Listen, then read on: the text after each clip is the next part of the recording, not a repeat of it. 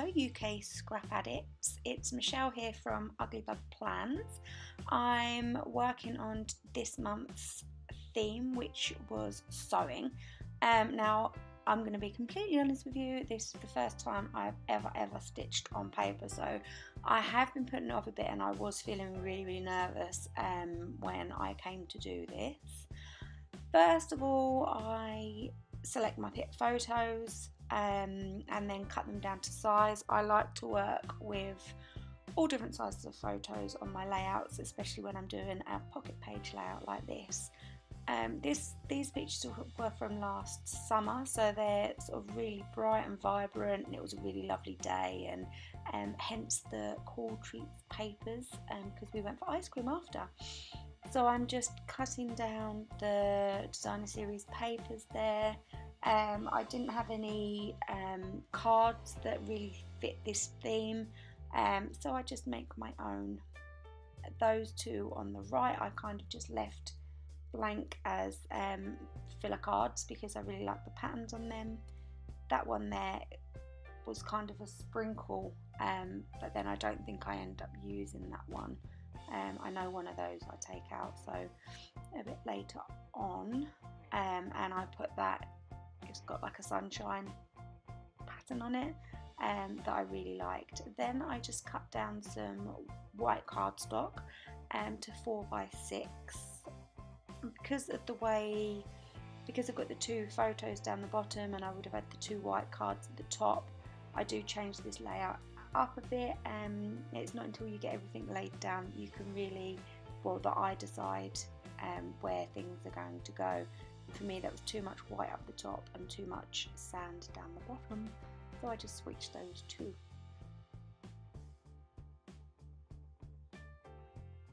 And I just, because I wasn't going to use that card, I just cut it in half and decided to use it as a bit of a, I was going to stamp on that card down the bottom, but I decided to use that instead.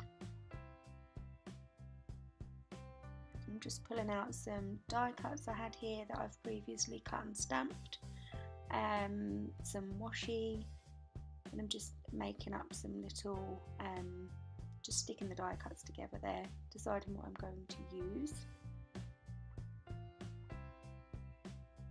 At this point, believe it or not, I still did not know where I was going to stitch on this layout. It all kind of came to me. I had my sewing machine set up, but I wasn't quite sure where I was going to stitch, so it's all a brand new learning curve. And I just, once I've got my layout assembled, I move it to one side so that I can work on each individual card. And the first one's the title or the journaling card, and the lights just changed there because it's really weird weather here at the minute. It's 1 minute it's boiling and sunshine, the next minute it is snowing. It's crazy, so the light kept changing, I'm afraid. Now these, I had two different types of ribbon, and obviously ribbon and sewing go hand in hand, so I take the plunge, but I did cheat there by putting some tape down just to keep that in place while I stitched it on the machine.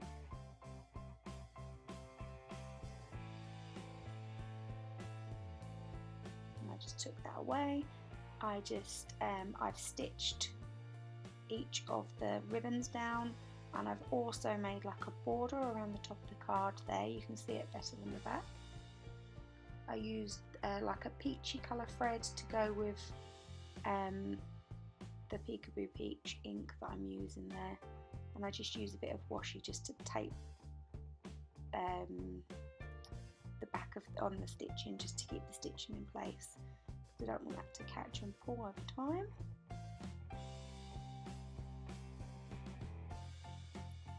A bit of a desk clear up there, and now I just stick my die cuts down. These are so fun.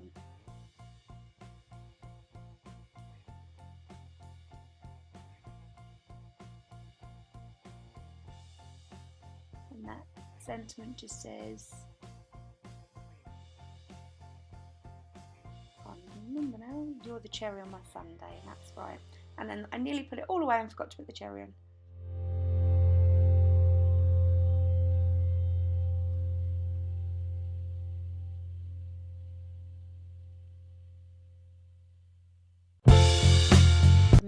some glue because I've realised that I've left the little cherry on the side.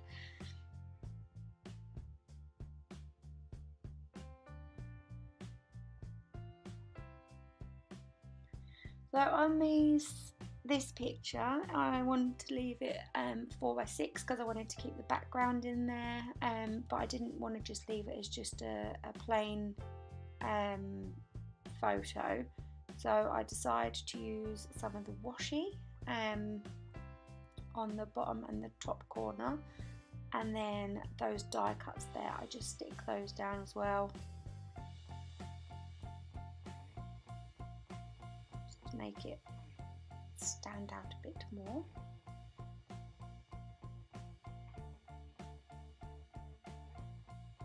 And yes, I am using hairdresser scissors there because they're so sharp and the points so that you can get right into intricate places. So yes, I do use hairdressing scissors sometimes, most of the time, especially if I need to get in or around nooks and crannies, then they're perfect. Good old Pritt stick that I'm using there, just to glue. Oh, I'd forgotten to stamp the handle of that ice lolly, so that's what I was doing there, and then just use a good old glue stick just to stick those down.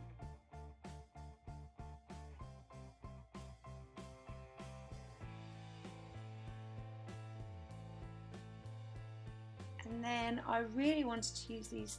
I actually opened the pack upside down, so they kind of nearly went everywhere. But I really wanted to use those, but I didn't really want to sit and stick them on all individually. So I kind of had the idea of just popping some glue down and sprinkling the sprinkles on, so it kind of looked like it would on top of an ice cream, if that makes sense. And I was really pleased with how it came out. Although it took ages to dry, so I couldn't put everything in the pockets straight away. I had to leave it a little while out on the side for it to dry. But yeah, I was really, really pleased with that. It came out really cute. And I'll probably be picking them up for days.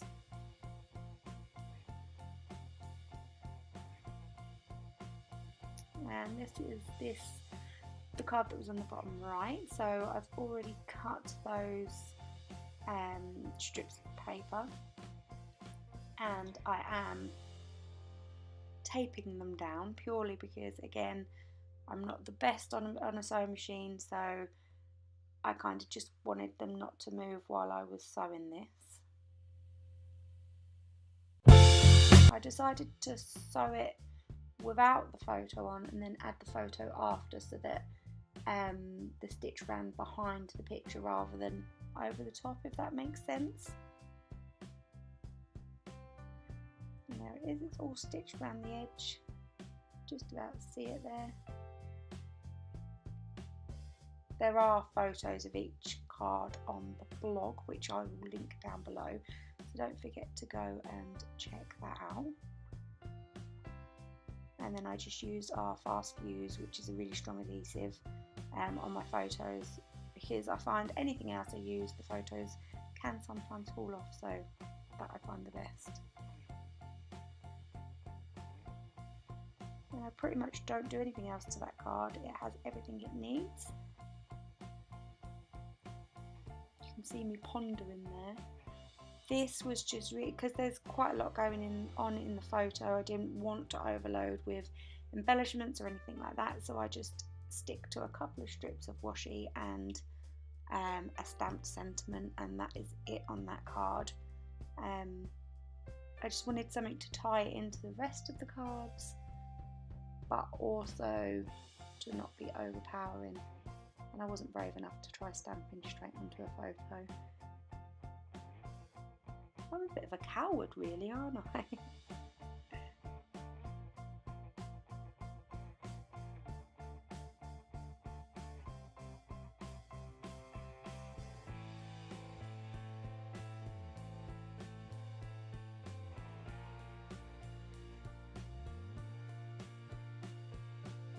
Just cut that into a little page flag, realised that it's far too wide and it covers my daughter's half of her head, so I have to cut it down again a bit and just trim it up.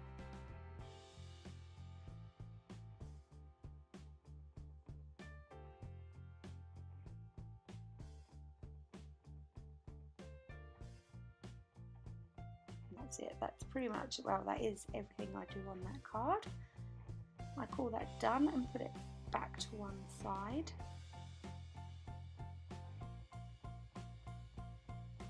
And then I bring this one back in.